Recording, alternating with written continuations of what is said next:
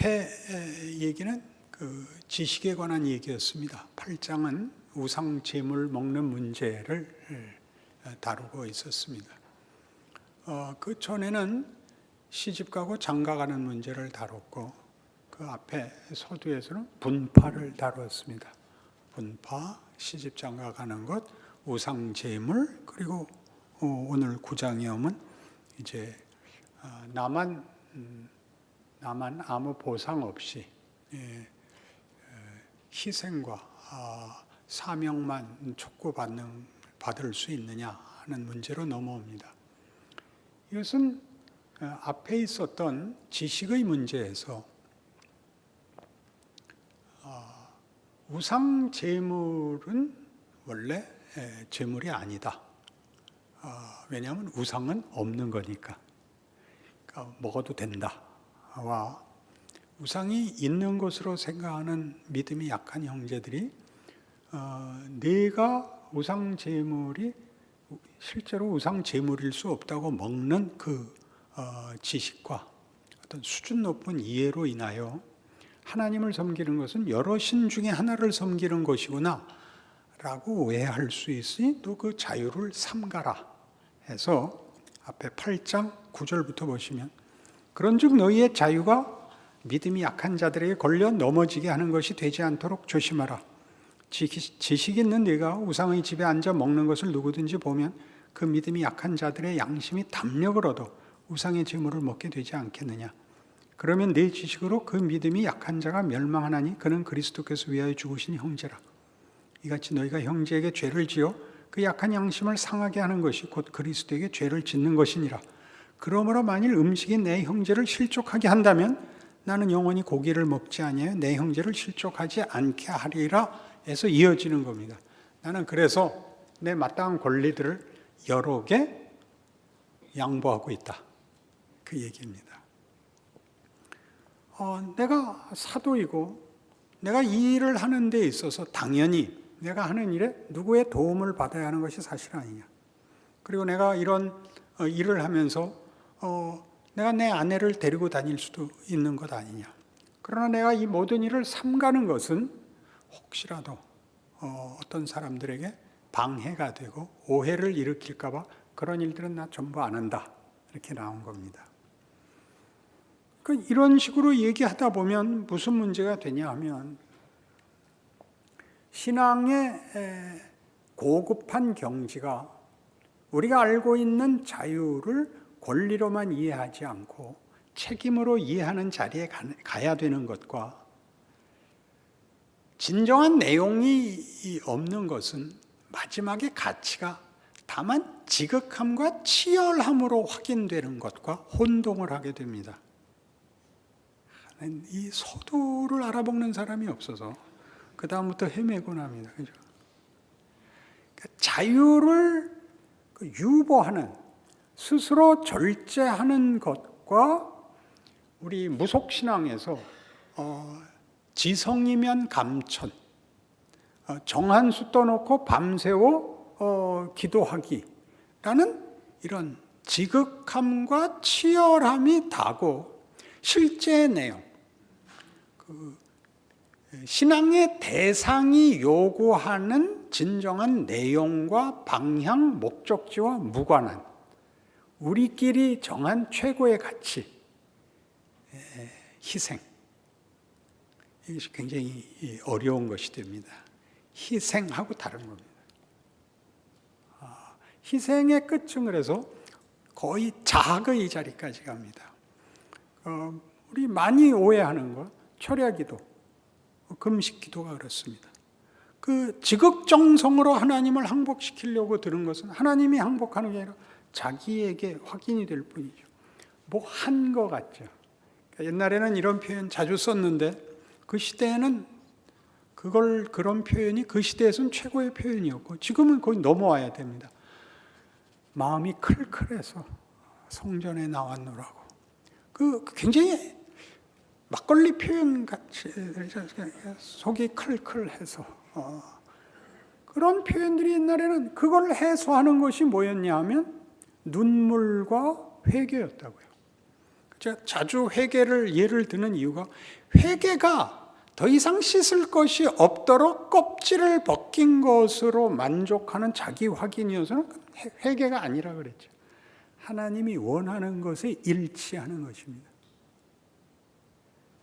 회개란 하나님은 여기를 가자 그러고 거기를 이렇게 가자 그러는데 나는 거기 말고 다른 데를 가자 그랬고 내 식으로 가자 그런 거가 하나님의 목적지와 하나님의 길에 자기를 항복시키는 것을 회개라고 그러지 자기 시원한 것을 회개라고 그러지 않습니다. 오해하시지 않아야 됐습니다. 그러니까 제발 그 교회 나와서 공기도 하실 때 회개 좀 하지 마십시오. 지난 일주일 동안 말씀대로 못 살았습니다. 그 말 좀 그걸 30년간이나 내가 듣고 있는데 아직도 그 기도를 그런 기도를 하면 어떡해요? 정신이 있는 거예요, 없는 거예요? 그죠? 여러분 다 그렇잖아요. 마지막 축도하고 송명할 때 샬라샬라샬라하고 일주일째 얼른 하고 가지 마시고 그땐 여운을 가지셔야죠. 예배를 본 여운. 그러니까 그런 데서 틀리면 그 다음을 갈 수가 없어서 하는 얘기예요. 그러니까 쉽게 나라고 왜 아내를 데리고 다닐 자유가 없겠느냐 이렇게 얘기하는 의미를 알아야 돼요. 앞에서는 이제 뭐라 그랬었냐면 시집가지 마라까지 나왔었잖아요. 혼자 살아라. 왜? 그렇게 하는 것이 집중하여 전력을 다하여 하나님만 섬기는데 더 좋은 길이라고 생각한다. 그건 바울의 개인적인 견해예요. 혼자 살면 전력을 기울여서 하나님만 위하면 된다와 결혼을 해서 아내와 살아서 묶이는 것과 어느 것이 더 신앙적인 경우를 구성하는지는 알 수 없습니다. 혼자 사는 게 훨씬 쉽습니다. 제가 보기엔. 하나님께 더 집중한다 그렇게만 얘기하지 마시고 얼마나 더 마음이 녹아내리느냐는 결혼한 쪽이 10배는 더 녹아내립니다. 그렇죠. 혼자 사는 것은 솔로를 하는 것입니다. 제가 하다 말아도 되고 끝났다 해도 되고 옥타브 내려서 해도 되지만 화음을 하는 이중창이 되면 그렇게 못합니다. 그건 각각의 경우가 사도 바울은 자기가 간 길이 충분히 하나님을 위하여 또 하나님이 그에게 맡긴 일로서 충분히 항복하고 있는 고백이고 동일한 고백이 묶인 것에도 충만합니다. 제 인생에서는 여러분들도 마찬가지인데 자식이 없으면 더 깊은 자리에 못 오는 것이 많습니다. 자식 때문에 참은 것. 자식 때문에 비굴해지는 자리까지 비로소 옵니다. 예수님은 우리 때문에 거기까지 오시는 겁니다. 우리가 없으면 거기까지는 비난과 배신과 누명과 그 모욕까지 오실 필요가 없습니다. 그게 기독교의 위대함이 있습니다. 왜 우리를 그렇게 대접하느냐? 그렇게 묻는 건 바보 같은 질문입니다. 이미 있으니까. 나중에 천국 가서 물어보기로 하고 이미 있으니까 있는 우리의 존재와 인생을 하나님이 우리의 상상보다 상상할 수 없이 크고 깊게 대접하고 요구하고 일하고 계시다에 대해서 항복해야 됩니다. 당신이 겪고 있는 모든 제한되고 또 뭐 있어요? 하여튼 마음껏이라는 말을 할 수 없는 모든 조건이 더 많은 것을 담고 있다는 것을 바울의 내가 모든 것을 양보하여 가장 크게 하나님과 복음을 섬길 수 있다는 말이 동일하게 들어갈 수 있다. 이게 오늘의 본문이죠. 그러니까 세속성이란 하나님이 없어도 의미와 가치가 생길 수 있다라고 얘기하는 게 세속성입니다. 그러니까 행복이 하나님이 주는 것 아닌 곳에도 행복이 만들어질 수 있다. 이게 세속성입니다. 그러니까 예를 들면 건강, 무슨 사랑, 무슨 도덕, 명예, 지위 같은 것으로 행복이 만들어질 수 있다라고 얘기하는 게 세속성이죠. 세상이 말하는 거짓말입니다. 당해보시면 압니다. 안심, 평화, 정의 다 그렇습니다. 하나님 없이는 하나님만이 생명을 만드시고 가치를 만드시고 유지하시고 채우시고 완성하실 수 있습니다. 왜? 우리가 만드는 것, 우리가 기대하는 것 말고 창조주가 의도하고 만드는 것과의 차이입니다. 그러니까 하나님 없이 할 수 있다고 하는 모든 것이 세속성입니다. 그러면 지금 무슨 말을 하고 싶어서 여길 끌고 들어왔냐 하면, 금욕이라는 것은 방탕한 것을 사양하는 게 금욕이 아닙니다. 오해들을 하는 거죠. 금욕적이 되면서 먹을 걸 안 먹고, 지금 바울식으로 얘기하면 자기의 권리를 안 쓰는 것들이 금욕적이라는 이름으로 그냥 보편 타당한 가치가 되는 것이 아닙니다. 금욕적이란 건 하나님 없이 즐거움을 누리는 것을 거부하는 것이 금욕입니다.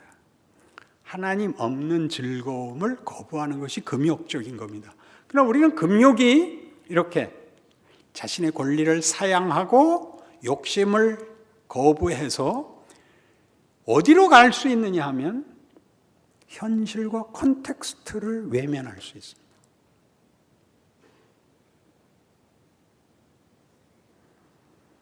여러분 잘 아시는 산기도를 가거나 수도원을 가는 행위들이 그것 자체로 가치가 있는 것이지만, 그렇게 함으로써 현실로부터 도피하는 한 방법이 됩니다. 내가 집중해야 될 기도 제목과 집중하고 하나님 앞에 매달려야 하는 일이 있다는 것을 충분히 인정합니다. 그러나 대부분 도망가는 겁니다. 복음서에 나온 제자들 말대로 주여 여기가 좋사오니 라고 도망을 가는데, 도망을 가면 현장이 없으면 그릇 없이 내용이 담길 수 없는 것과 똑같은 현상이 생깁니다. 금욕적인다는 말을 이런 현실로부터 도망가는 것, 현장에서 도망가는 것에다가 쓰지 마시고, 그런 현장 속에서 어떻게 내용을 담아내는 싸움인가로 끌고 오셔야 된다는 것. 그러기 위하여 나 스스로 채우고 나에게 채워지는 것을 나누기 위하여, 어떻게 나누죠? 그 전 단계에 있는 자들이 격려를 받고 보호를 받게 하기 위하여 짐을 더 지는 자리까지 가는, 그래서 더 분명하게 현장에 있어야 되는 그런 것으로서 너희 자유가 믿음이 어린 자들에게 올무가 되지 않도록 양보해라, 절제해라가 성립되는 것입니다. 그러니 우리 한국 사람들의 유교 유산 속에서 제일 많이 등장하는 비난이 뭐냐면 교만해 이겁니다. 교만해. 그 말에는 모두가 꼼짝을 못하죠. 교만하다는 것은 반대말로 겸손과 이렇게 대조시켜 보시면 늘 사양하고 아니야 다 주께서 하신 일이지 이렇게 말함으로써 완성이 되는 게 아닙니다.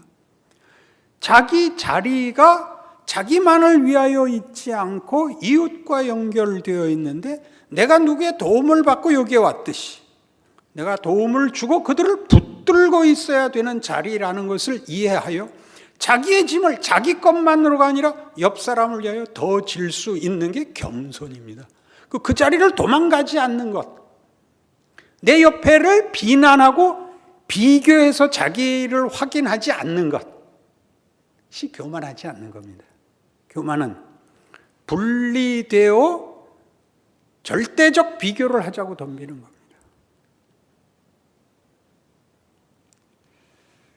누가복음 22장에 가시면 24절 또 그들 사이에 그중 누가 크냐 하는 다툼이 난지라. 예수께서 이르시되 이방인의 임금들은 그들을 주관하며 그 집권자들은 은인이라 칭함을 받으나 너희는 그렇지 않을지니 너희 중에 큰 자는 젊은 자와 같고 다스리는 자는 섬기는 자와 같을지니라.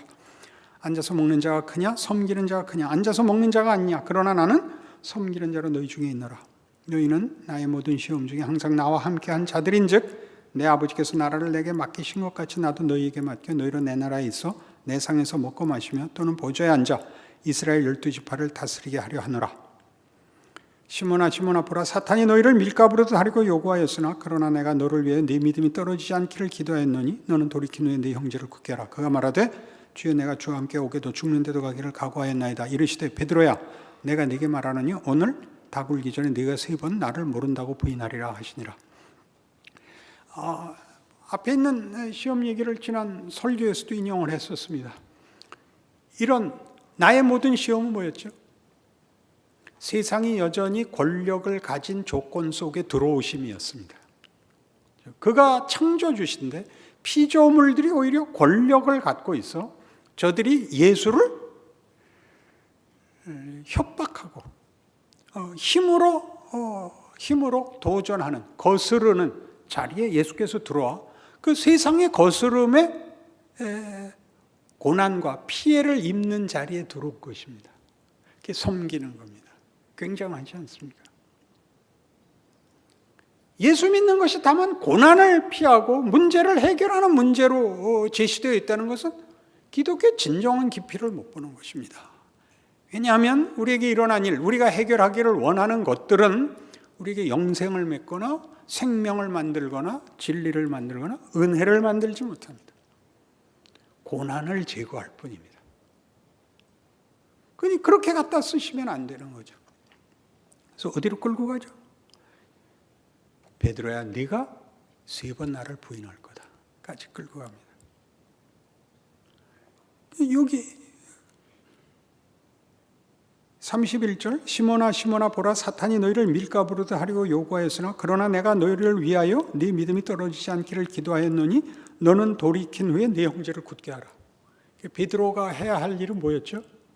배신의 자리까지 가보는 거였죠. 왜 배신을 했죠? 진심은 있으나 실력이 없었죠.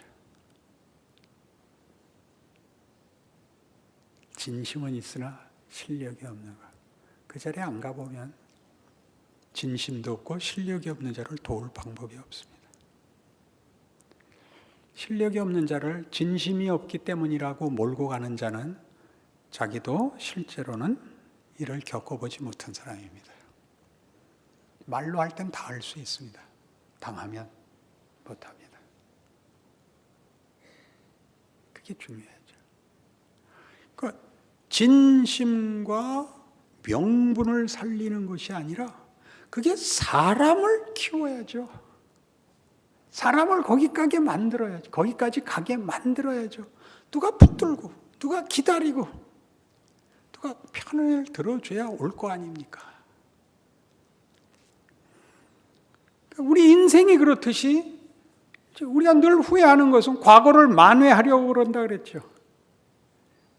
그때 철이 있었으면 다시 중학교로 돌아가면 전교에서 1등하고 대한민국에서 1등할 것 같지 않습니까? 1등이 해결이 아니라 그 못한 것이 지금 나에게 일을 하고 있어야죠. 사람은 철이 늦게 든다. 그때는 모른다. 이 사람은 왜 이런 소리 하는가? 그때는 모른다. 그걸 여러분이 지금 넘어와 줘야죠. 그건 안 하고 명분을 살리기 위하여 모든 새싹을, 자라나는 새싹을 뽑아버립니다. 그러니까 교회의 무서움은 앞선 자들이 뒤따라오는 자들을 위해 보호막이 되거나 도움이 되거나 보호자가 되는 것이 아니라 명분만 시퍼렇게 살고 앞선 자들이 비난밖에 할 줄 모르는 그런 식의 시대를 겪어오느라고 교회사 내내 고난을 겪습니다. 그건 빨리 배우는데, 뭐가 정답인지는 빨리 배우는데 그렇게 하는 건 평생이 걸리는 겁니다. 그렇지 않습니까? 여러분 나이 들면 제일 달라지는 게 뭐죠? 나이 들면 무슨 책임이 생기느냐면 결별하지 않게, 나누이지 않게 붙들어 매는 게 나이 들어서 가지는 책임입니다. 자식들이 싸워도 갈라서지는 않게 만드는 게 부모의 책임입니다. 이쪽 편도 들고 이쪽 편도 들어서 내가 살아있는 동안은 둘이 갈라서지 않게, 부모 죽으면 둘이 갈라설 겁니다. 그게 가족에서만의 얘기가 아니라 교회에서도 그렇고 시대에서도 그렇고 사회에서도 그렇고 나라에서도 그런 겁니다. 앞서거니 뒷서거니가 어디나 있고 자기가 어떤 고급한 경지까지 오기 위하여 올라오는 길이 서로 다릅니다. 100군데 올라가는 길이 제가 알기로도 3길이 있습니다. 우이동에서 올라가는 길, 정릉에서 올라가는 길, 세검정에서 올라가는 길. 유명한 3가지 등반로인데 각각 길이 다르죠. 동일한 100군데에서 만납니다. 그게 한 군데로 가고 있다는 걸 누군가 알아야죠. 그게 어른이 되는 것입니다. 시간과 기회를 줘야 됩니다. 어떤 기회? 시행착오의 기회를 줘야 됩니다. 거기서 어느 게 더 낫냐라고 얘기하는 것은 아까 얘기한 것 같이 바울같이 솔로를 하는 게 나은지 이중창을 하는 게 나은지 모르겠습니다. 저는 이중창 편입니다. 왜요? 거기엔 화음이 있기 때문입니다.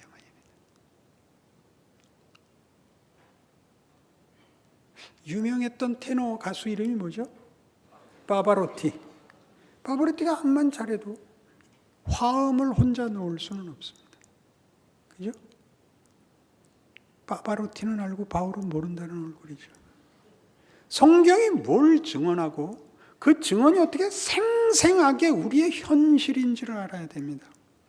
구름 너머의 얘기를 하는 게 아니라 지금 우리에게서 하나님이 하는 일, 우리에게 요구하고 우리가 실제로 걷는 현실이란 말이죠. 보편적인 현실, 각각의 경우. 그래서 여러분이 추구하는 게 신앙이라는 이름으로 뭘 추구하는가 보십시오. 뭘 답으로 알고 있는가. 바울마저도 이게 최선의 길이라고 얘기할 때는 바울이 배타적 유일한 길을 논하는 것이 아니라 자신이 간 길에 대한 100%의 만족을 표현하고 있는 것입니다. 그리고 우리 각각이 그렇습니다. 내가 상대적으로 더 억울하다고 생각하는 것은 하나님의 무한하심에 대한 무지입니다. 그러니 금욕, 희생, 헌신 이런 단어들을 살리지 마시고 그런 것들이 추구하는 하나님의 일하심의 실제적인 각각의 인생에서 보는 하나님의 일하심과 자기가 묶이면 나는 이게 최고다. 난 다시 태어나도 이 길을 걷겠다. 라는 말이 나와야 맞는 것입니다. 나는 바울만 못했어. 나는 어거스틴만 못했어. 그딴 소리 하는 거 아닙니다.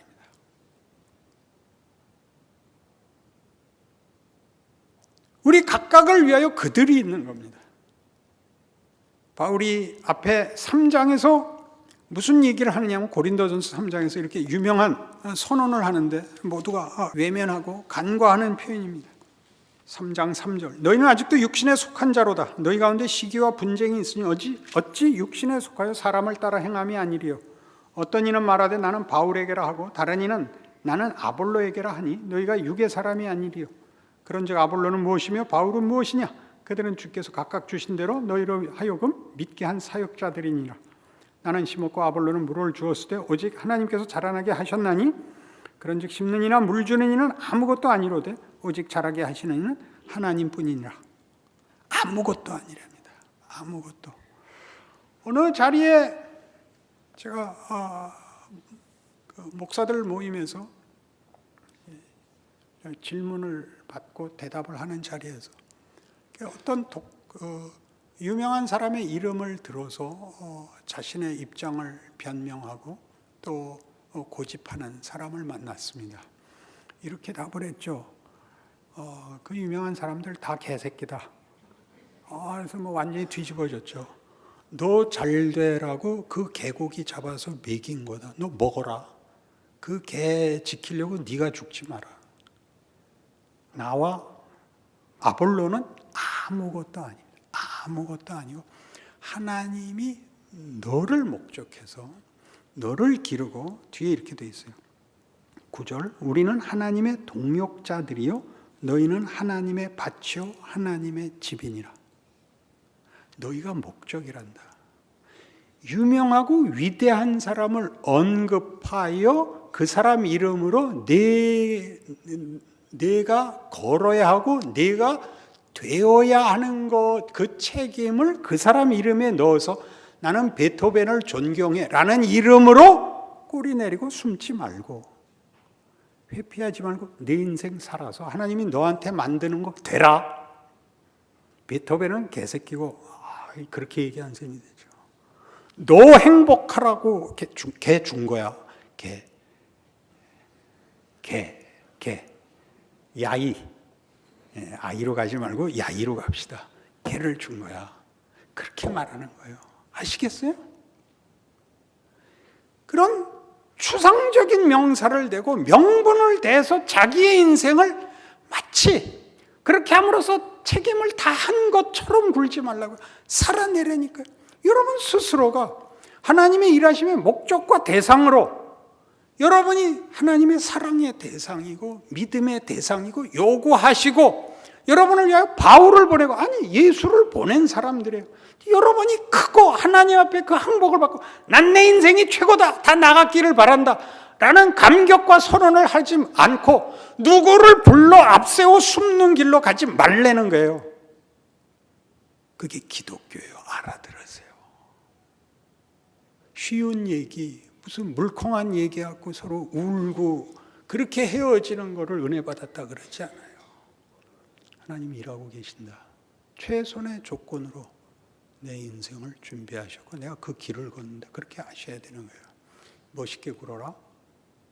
너 옆에 있는 사람들에게 너에게서 일하는 하나님과 네 옆에서 사는 사람에게 함께 하시는 하나님 봐라. 얼마나 굉장한가 봐라. 부유한가 봐라. 놀라운가 봐라. 그렇게 얘기하는 거죠. 알아들으시지 않으면 오늘은 유명한 그게 됩니다. 기도하십시다. 하나님 아버지, 예수 믿는 건 우리 겁니다. 인생과 구원과 믿음은 우리 겁니다. 하나님, 다른 데다 핑계대지 말고 우리가 그 승리와 그 영광을 알고 누리고 자랑하고 감사하게 하시옵소서. 예수님 이름으로 기도합니다. 아멘.